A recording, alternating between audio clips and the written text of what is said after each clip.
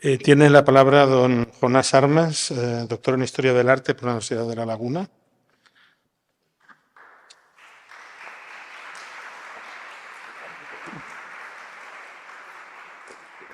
Muy buenas noches, señor vicerrector, señora directora, concejales del Ayuntamiento de La Orotava, vecinos, amigos, admiradores de Otaso. Muy buenas noches a todos, muchas gracias por estar hoy aquí. Como escribí en aquel pequeño texto que me pidieron para el pequeño catálogo que se va a mostrar hoy, recae en mí una gran responsabilidad esta noche. Por un lado, porque es un honor ser la persona encargada de presentarles a ustedes las obras de Antonio Otaso. Y por otro lado, es una enorme responsabilidad, porque a pesar de la gran calidad artística de Antonio Otaso, que todos ustedes podrán ver ahora, siguen siendo un hombre muy poco conocido. Es por eso, esta es la función de esta exposición, dar a conocer un hombre que fue muy conocido, que ganó muchos premios, que estuvo en las portadas de los periódicos, pero que desgraciadamente hoy, a día de hoy, el gran público general desconoce quién fue este gran artista que es Antonio Otaso. Y es así porque Otaso no es un pintor corriente, Otaso es un pintor de los buenos, de los de verdad, de los que tienen contenido. No es un pintor, sin menospreciar a nadie, simplista, es decir, aquel que te coge de la mano, te lleva la obra y te explica de un solo vistazo, de una sola pasada, qué es lo que hay en la obra. Otaso no es así. Otaso juega con nosotros, Otaso nos engaña, Otaso tiene una segunda, tercera y hasta cuarta lectura que les voy a contar con lo que les acaba de explicar Jordi sobre este Cristo que tenemos detrás, todas las lecturas que él supo darle y cómo supo contextualizarlo en momentos diferentes. Lo que Otaso busca es un espectador especial, un espectador que acepte el reto, que quiera jugar y descubrir esos mensajes ocultos detrás de esas obras tras ese primer vistazo. Yo creo que me imagino que no todos conocen a quién fue Antonio Tasso, entonces creo que sería bueno dar unas pinceladas biográficas sobre el artista.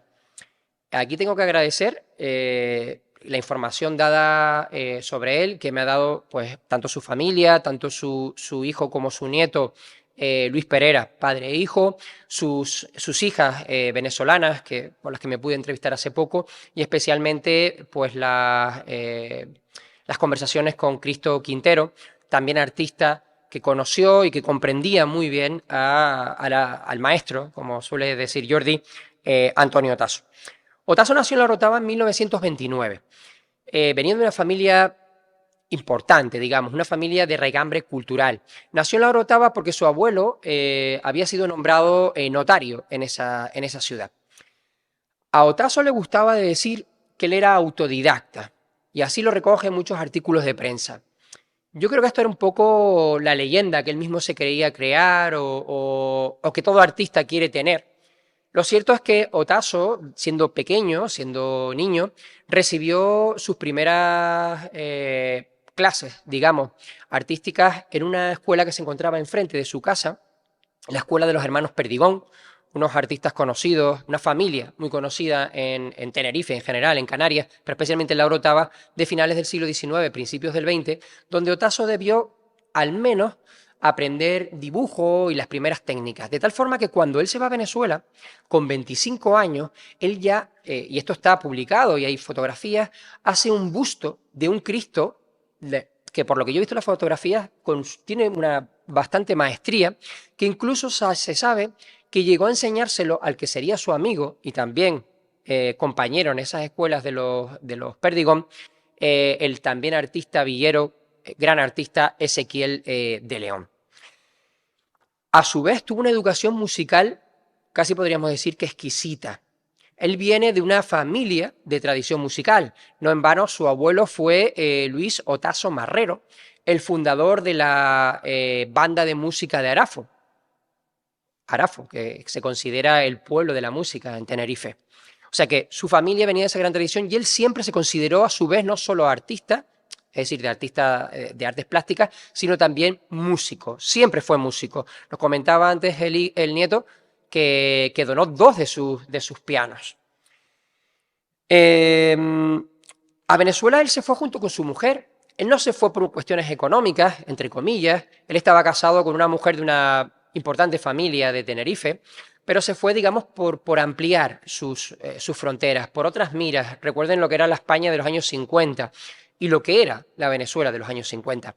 Él tuvo la suerte que una hermana de su mujer ya vivía en Venezuela y su concuño, que era gerente de empresas de cierta importancia en Venezuela, lo llamó a trabajar, o lo llevó a trabajar en Venezuela como electricista, porque además ya tenía formación también como electricista. En sus primeros años trabajó pues arreglando sobre todo como técnico de aire acondicionado. O sea que, ¿vale? Fue todo un personaje, Otazo. Pero con el tiempo va a ir dejando estos trabajos para dedicarse a la pintura.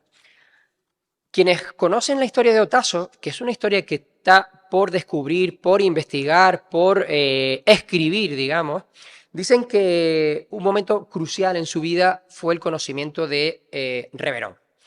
Reverón es un pintor venezolano, para aquellos que no lo conozcan, considerado por todos los especialistas como mínimo el mejor pintor venezolano de la primera mitad del siglo XX.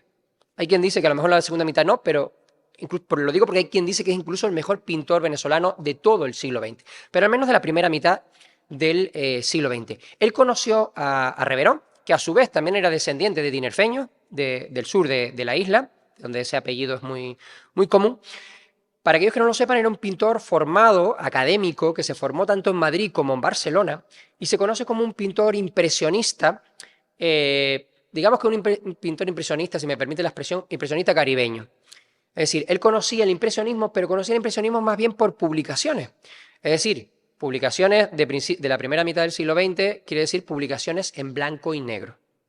Él no conocía el color impresionista de los franceses o de los europeos en general, y lo que hizo fue utilizar la técnica impresionista, pero con un colorido muy propio, con paisajes más bien monocromos. Utilizó mucho los amarillos, dorados, ocres, esas puestas de sol en el Caribe. O sea, adaptó ese lenguaje a su entorno, algo que después va a ser también muy bien Otazo. Se dice, esto no sé si es verdad o no, se dice que Otazo conoció directamente a Antonio Reverón, perdón, a Reverón, y que incluso discutieron sobre arte en su propia casa, que lo conoció en su casa. Reverón fue un personaje también que en un momento determinado, durante las últimas décadas, él quiso aislarse, se hizo con sus propias manos una cabaña en la costa, se fue a vivir con su mujer indígena y cuando la cabaña se le quedó pequeña, hizo otra pequeña cabaña que era simplemente su taller. Y así, en la mayor simpleza, se dedicó a pintar, o mantuvo la pintura. Allí debió conocerlo, parece, Otazo. No sabemos si esto es verdad o es parte de la leyenda, porque lo que sí es cierto es que Reverón muere en septiembre de 1954, justo el año en el que llega Otazo. Si lo conoció, pues debieron ser pues, los últimos meses de vida de Reverón. Pero sí es verdad que tuvo que haberlo marcado. Ya veremos cómo le marca en la pintura, pero también incluso digamos que fue un ejemplo. Reverón se va a la costa, Otazo se va a Venezuela, pero decide vivir en Cagua. Cagua es no voy a decir que es una pequeña población, porque yo he tenido que buscarla en internet y es una población de cientos de miles de habitantes, pero para los venezolanos es una población pequeña, pobre, triste. Bueno, cuando he consultado con compañeros venezolanos de arte me han dicho, pero en Cagua. Bueno, la expresión fue vaina en Cagua. Si en Cagua no hay nada, 4 calles mal hechas. Pero Cagua le permitía, estaba lo suficientemente separado de Caracas, no estaba tan lejos, le permitía moverse cuando quería en los ambientes artísticos de Caracas, de la capital, pero al mismo tiempo es una población lo suficientemente alejada para poder pintar, digamos, crear con la tranquilidad que él necesitaba, con la paz que él necesitaba, apartado muchas veces de esa sociedad, porque era un personaje que le gustaba, entre comillas, en ocasiones al menos, aislarse. Un personaje, Otazo, si me permite lo de personaje, yo creo que él sí me lo permitiría, que tiene un año clave, que es el año 1979. En el año 79, él viaja a México, tiene contactos con el embajador venezolano en México, que gracias a eso se le invita, digamos, a ir a México, y en México tiene un éxito rotundo. Es Es decir, los mexicanos supieron comprender el arte de Otazo, lo premiaron a partir de ahí las visitas van a ser constantes a México. Y le digo que México va a ser un momento clave en su trayectoria, no solo porque él va a conocer a los artistas mexicanos, que también van a ser un referente, y ahora lo vamos a ver. Sí, es más, muchas de las obras que ustedes tienen aquí, los títulos son títulos mexicanos, sino porque también allí descubre a los indígenas. Él se va a vivir temporadas con los indígenas mexicanos, algo que luego volverá a hacer con los amazónicos en su Venezuela de residencia. A partir de aquí, él también en los años 80 pues visita el viejo continente, las grandes capitales, digamos que hace viajes de formación. Perdón. Visita Madrid, Barcelona, París, Berlín, etc. Y a partir de aquí empieza a ser conocido fuera de Venezuela y a exponer en distintos lugares, expone en España, en Canadá, en Estados Unidos, como acaba de comentar Jordi, en Alemania o en Suiza, donde parece que se le hizo un pequeño museo en honor a esas obras que llegó a exponer, se le llegó a hacer un museo en Suiza. A Canarias no vuelve hasta el año 1982, es decir, se va en el 54 y no vuelve hasta el 82. Y encima por una cuestión laboral, casi digamos, pero también relacionada con la familia. En el año 82 se cumplió un siglo de la fundación de esa banda municipal de Arafo que había fundado su abuelo. Así que el ayuntamiento de Arafo, que sabía que tenía un nieto en Venezuela, que era un artista famoso y que hacía tanto pintura como escultura, le encarga una escultura homenaje a su abuelo, como les comenté, era Luis Otazo Marrero. Esa escultura la llega a terminar en Tenerife, es más, su hijo aquí presente ayuda a su padre a llevar a cabo esa escultura, que desgraciadamente estos temporales que pasan de vez en cuando por Canarias derribó esa escultura y ha desaparecido, digamos, dejémoslo ahí. En Venezuela fue un artista muy prolijo, con una grandísima actividad y muy conocido, especialmente por sus murales. Uno de los problemas de Otazo es que es un artista que al menos no aquí, porque aquí tampoco llevó a cabo tanta obra, pero sí ha sido en ocasiones silenciado, digamos. En Venezuela hizo muchos murales para clubes privados, para iglesias, para instituciones del gobierno, etc. Y por esa personalidad tan especial que yo creo que han ido captando por lo que comentó Jordi, fue muy crítico en sus últimas décadas con el gobierno venezolano y eso hizo que el gobierno venezolano mandase destruir o al menos pintar encima muchos de esos murales y hemos perdido, permítame a lo mejor, no sé si exageramos, pero kilómetros de murales de Otazo en el país caribeño. Un hombre que aún así ha sido muy distinguido en todos los países, pero también en el de Venezuela, en el que le acogió. Es hijo adoptivo de la ciudad de Cagua, también tiene el mérito a la Orden de Honor de la ciudad y como les comentaba, también ha sido reconocido en su propia ciudad natal, como comentaba el concejal, y es Villero de Honor, desgraciadamente después de su muerte, pero bueno, ahí está el título reconocido. Bien, no les doy más pinceladas sobre su biografía, sí les remito a la página web de la Asociación Cultural Otazo, donde pueden encontrar más información y ampliar pues, desde sus distinciones, sus medallas, sus premios y su biografía. Yo me quiero basar ahora en dos cuestiones de Otazo. Al menos quiero incidir en dos. Una es el extraordinario conocimiento que Otazo tenía de la historia del arte. No solo conocimiento de la historia del arte, sino cómo utilizó los diferentes lenguajes de la historia del arte, especialmente del siglo XIX y del siglo XX, lenguajes del pasado, pero también lenguajes de su propia vanguardia, que lo utilizó para su propio beneficio, digamos. Es decir, según el mensaje que quería dar, él utilizó distintos lenguajes.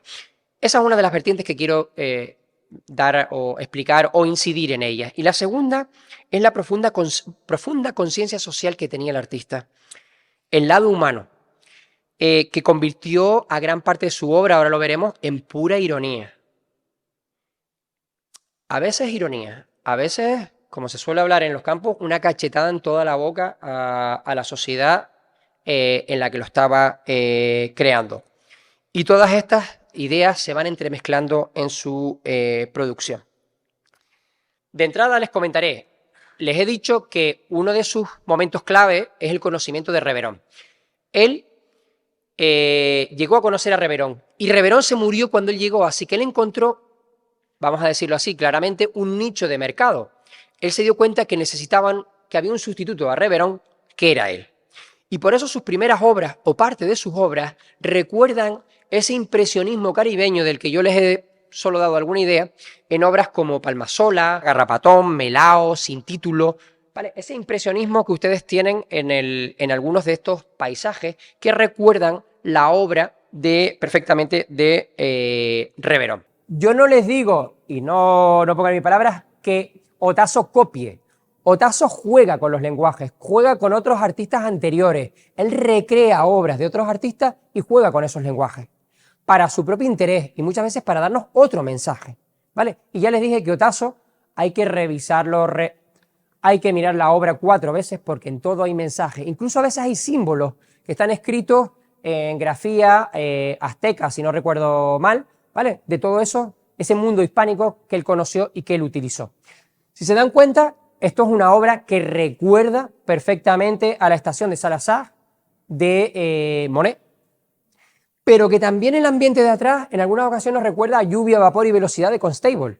O sea que estamos hablando de una referencia a grandes pintores del siglo XIX. Además, hasta el título, La Estación. Tenemos una obra, la que tienen en la esquina, ¿vale? No es que se parezca tanto, pero se titula Note a Oeriri, que es el mismo título que le puso Gauguin a una de las obras de las Tahitianas. Gauguin, que en muchos sentidos tenían mucha relación, entre comillas, ¿vale? No se conocían, con Otazo, porque los dos les encantaba o utilizaron el mundo indígena, su colorido, la relación con frente a esa sociedad que en parte detestaban o que veían podrida, ahora lo veremos, o criticable, la sociedad más pura era la sociedad del indígena. Y aquí tenemos esa, cuya traducción sería algo así como ¿tienes hambre? ¿Vale? O ¿por qué tienes hambre? Tenemos, por supuesto, una obra que tenemos aquí, Amatlán, esta que tenemos tejados rojos, que si ustedes conocen la obra de Cézanne, ¿vale? De la montaña de Sainte-Victoire, es esta. O sea, lo que ha hecho es quitar la montaña. Pero fíjense, los ángulos tan rectos, esa introducción, ese paso que luego va a llevar al cubismo, del que Cézanne es el padre, ven esas líneas rectas, muy marcadas, las manchas que crean cuadrados, los volúmenes, cómo salen. Esto está tomado o está reutilizando a Cézanne y la montaña de Sainte-Victoire. Si se fijan la que tenemos en verde al lado del Cristo, que se llama Sachipali. Sachipali es esa flor mexicana que le están colocando a la mujer. Si se fijan en las tres mujeres, especialmente en la que está de cuclillas, digamos, a la izquierda, eso es la señorita de Aviñón.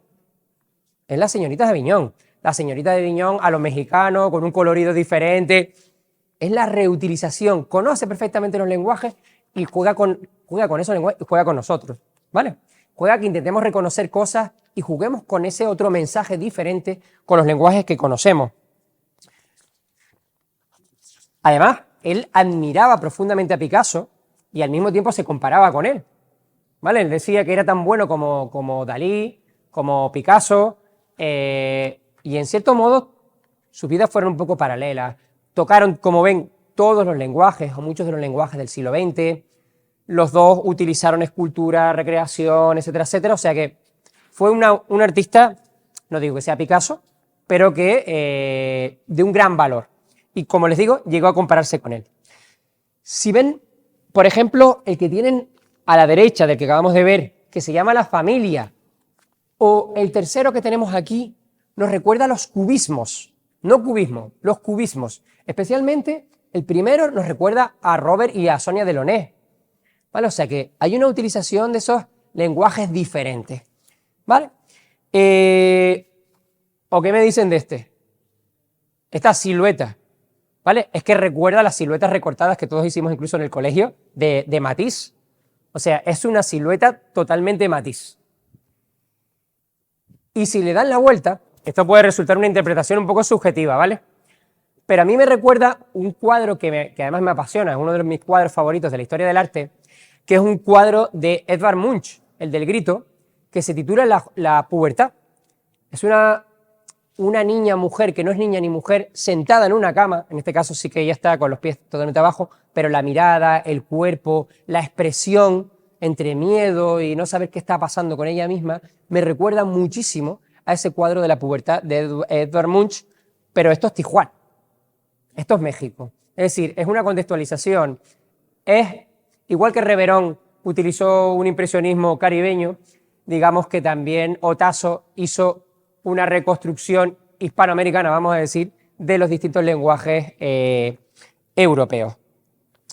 Por supuesto, ya les dije que México va a ser fundamental. Tenemos obras como Sonora, me parece que es, o Sin título, las dos que tenemos allí, esa representación de la mujer mexicana, indígena, las trenzas, nos recuerda un poco a Rivera, ¿vale?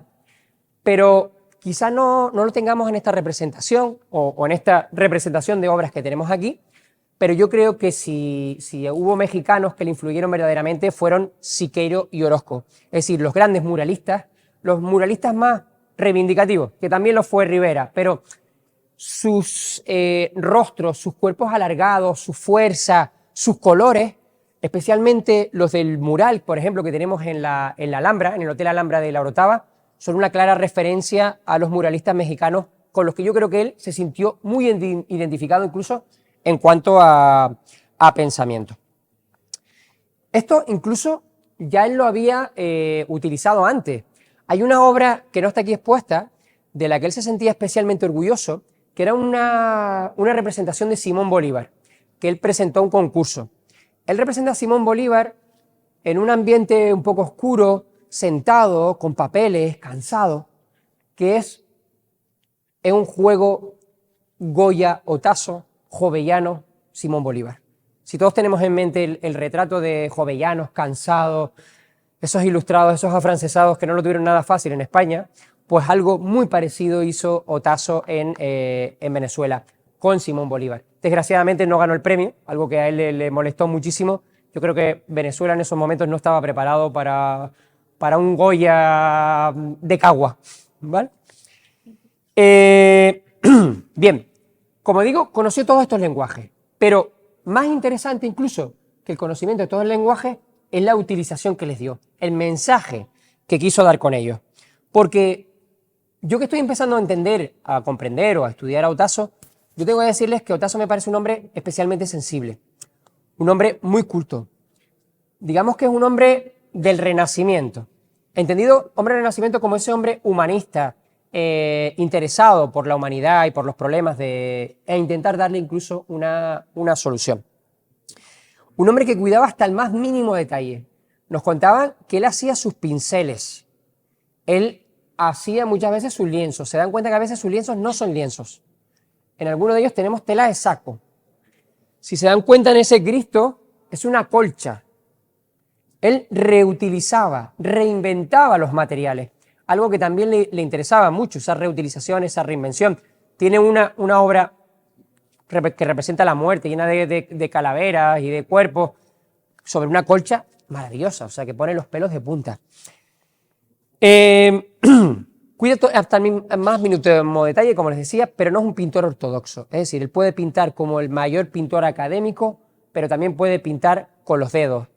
Puede pintar golpeando con telas, o podía pintar, ¿vale? Es un pintor que según la necesidad de expresar va a utilizar distintas formas, digamos, de poner la pintura sobre el lienzo. Y todo ello con una controvertida personalidad. Es decir, a Otazo se le llegó a comparar, así aparecen muchos titulares de la época, con Dalí. Se decía que era el Dalí de América. Yo en parte creo que esto es un poco un personaje que él llegó a crear y que en parte le vino bien y en parte no. Es decir, él llegó a decir a Cristo Quintero, que ya les digo que lo conocía muy bien, que él, les leo la cita, yo sobreviví en Venezuela haciéndome el loco. Él decía que en esta sociedad, para que te dejen en paz, para tú poder ser quien tú quieres ser y para tú poder crear como tú tienes que crear, te tienes que hacer pasar por loco, para que te dejen en paz. Por eso, yo creo que aquel, el enajenado, es un poco su propia representación, su propio retrato, digamos, aunque no es el único. Tenemos otro retrato suyo allí, que es su majestad, se llama, ¿no? Que es el que tenemos ahí, ¿vale? Representado, que nos recuerda mucho cómo vino, en esa idea del personaje, cómo vino vestido el día de la inauguración de la escultura de su abuelo, que vino vestido como un gran general o como un monarca, con sus bandas, sus medallas, etcétera, etcétera, lo que creó un gran revuelo en el Arafo de principios de los años 80. Bien, ya le digo que sus lienzos muestran que era un hombre muy sensible, que él quiere reflejar el mundo caótico, problemático en el que le tocó vivir. Y por eso a veces se rehuye de ellos y se refugia en el mundo indígena, en su colorido, en la relación con la naturaleza. Nos cuentan que él, por ejemplo, en Venezuela se iba con el coche a la selva, escondía el coche bajo hojas de palmera y estaba semanas viviendo con los indígenas. ¿Vale? Necesitaba, digamos, un golpe de pureza. Con ellos aprendió o mejoró su técnica del tallado y labrado de la escultura. ¿Vale? O sea que hubo una relación muy intensa con lo que significaba ser un indígena y la relación que ellos tienen con su sociedad y con la naturaleza. Algo que, como les digo, también veía en Gauguin o en Reverón. Pero también fue sensible a los problemas del mundo más allá de América. Como pueden ver en muchos de sus cuadros. En estos casos sí que son muy explícitos los títulos, ¿vale? Tenemos, por ejemplo, Sarajevo, que tienen ustedes ahí detrás. Recuerden el desgraciadísimo conflicto de los Balcanes. Es curioso porque en muchos casos él no suele representar a hombres que llevan a niños en brazos. Las mujeres también están presentes, ¿vale? Pero en las guerras muchas veces aparecen los hombres, quizá porque somos los que las causamos, pero aparecen los hombres llevando al futuro, al niño, en brazos. Otros muy claros son los refugiados que tenemos de Bagdad en la esquina, detrás del canapé, o este que es muy interesante el título, que es Invasión Green _Go, ¿vale? Green Go, gringo, que habla de la invasión de Irak del año 2003. Y al mismo tiempo, ya les digo, utiliza distintos lenguajes para todo esto. Y al mismo tiempo, él nos muestra cuál es el problema de nuestra sociedad. Y el problema de nuestra sociedad es en manos de quién estamos. Es decir, él muestra a la clase dirigente, los banqueros, la iglesia, en algunos casos los periodistas, los políticos, y nos los muestra como si fuesen personajes caricaturescos, algo monstruosos. Es como si se quitasen la careta y mostrasen su verdadera alma. Y eso lo vemos, por ejemplo, en los cómplices, o fíjense aquí también que tenemos una representación casi de banquero antiguo, de sacerdote de alzacuellos, que es la oposición chic fracasa. Y esto también nos recuerda a otros lenguajes del pasado, porque este tipo de representación o enlaza con el expresionismo alemán, con Otto Dix o con Georg Grosz, que en las posguerras también echaron la culpa a los militares, a la iglesia, a los políticos y representaban esto de forma muy parecida. Fíjense que hay uno que casi es una calavera, ¿vale? Que tenemos a la izquierda. A veces son manchas. También tenemos, por supuesto, representaciones del Teide. Hay distintas representaciones. Probablemente, o lo más normal, es que fuese, primero porque es un alarde de recreación de la naturaleza, es nuestro símbolo natural por excelencia como canarios, y él se consideraba un canario y estaba orgulloso de serlo. Recuerden que decidió al final de su vida que fuese su villa natal, La Orotava, en la que está el Teide, las Cañadas del Teide, quien recibiese toda su obra y quien albergase ese museo que se está peleando por conseguir de Antonio Tasso. Antonio Tasso, como les digo, yo creo que vivió distintas vidas paralelas. Fue artista, fue músico, fue padre, vivió entre Cagua, Venezuela, México, Canarias. Y yo creo que por eso, por todo eso, él supo crear un mundo propio. ¿Vale? Es verdad que creó un mundo propio, yo creo que un mundo mágico, donde está ese colorido indígena, esa oscuridad de los problemas, donde está la fuerza de la naturaleza, ¿vale? Si se fijan, hay unos caballos, Riders Up, y el caballo blanco que tienen ahí, ¿vale? Que muestran esa fuerza natural. Ahora los veremos de todas formas, ahora volveré otra vez a ellos.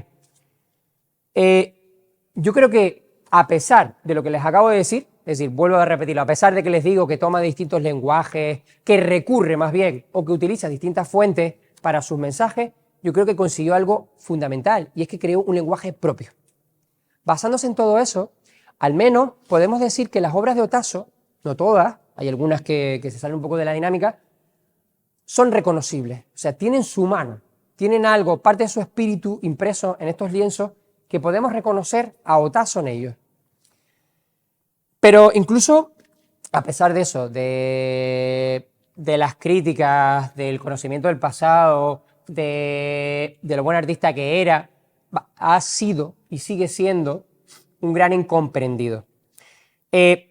Porque no se movió mucho en los círculos artísticos. Es verdad que tuvo algunos marchantes de arte, pero no se movió en los círculos artísticos. Yo creo que él no comprendió, o no quiso comprender, mejor dicho, o no quiso entrar en la política, en el mercadeo y en la economía que suponía el mercado del arte de aquella época, y en parte de la nuestra también.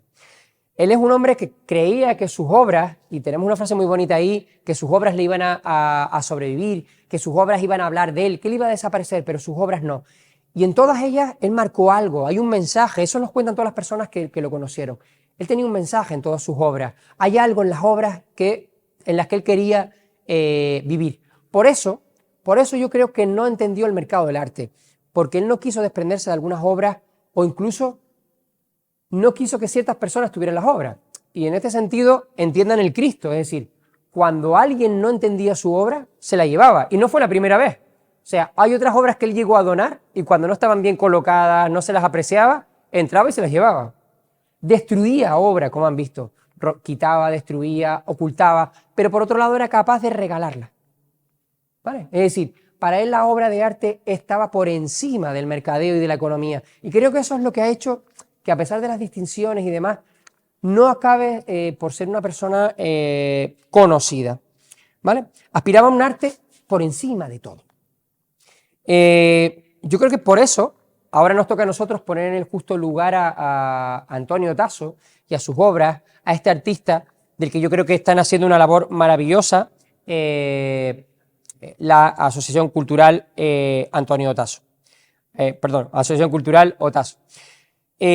Solo quería poner dos ejemplos que para mí son maravillosos, muy subjetivos, ¿vale? De la maestría acabo de tocar el micrófono. De la maestría de Antonio Tasso. Una de ellas es el cuadro Devoción, este que tienen aquí. Fíjense que si lo ven de lejos es una procesión que para mí puede ser perfectamente una procesión lagunera de una noche como la de hoy, ¿vale? Pero si se acercan son solo pequeños puntos, pequeños trazos, apenas motas de pintura sobre un lienzo que sí que tiene un color un poco más de fondo, pero yo creo que eso, entiéndame, para mí es una muestra de una gran maestría de un artista que controla perfectamente el arte y que puede llegar a hacer cosas tan preciosistas, tan joyas, entre comillas, como esa. Y otras obras que a mí me impresionan mucho son sus caballos. El caballo siempre ha sido un animal especial dentro de la historia del arte, no solo por la representación de los retratos ecuestres, etcétera, sino que es el animal, por un lado indómito, por otro lado el animal domado, es un animal muy musculoso, un animal que tiene un gran movimiento y por tanto siempre ha sido un reto para el artista. Y fíjense cómo Tasso, con sencillas manchas, consigue mostrarnos el movimiento, ¿vale? Y captar la esencia de ese animal. Y en aquel ya es maravilloso, porque aquel es casi una mancha blanca sobre un fondo blanco en el que con unas líneas ondulantes nos crea un cuerpo de un caballo.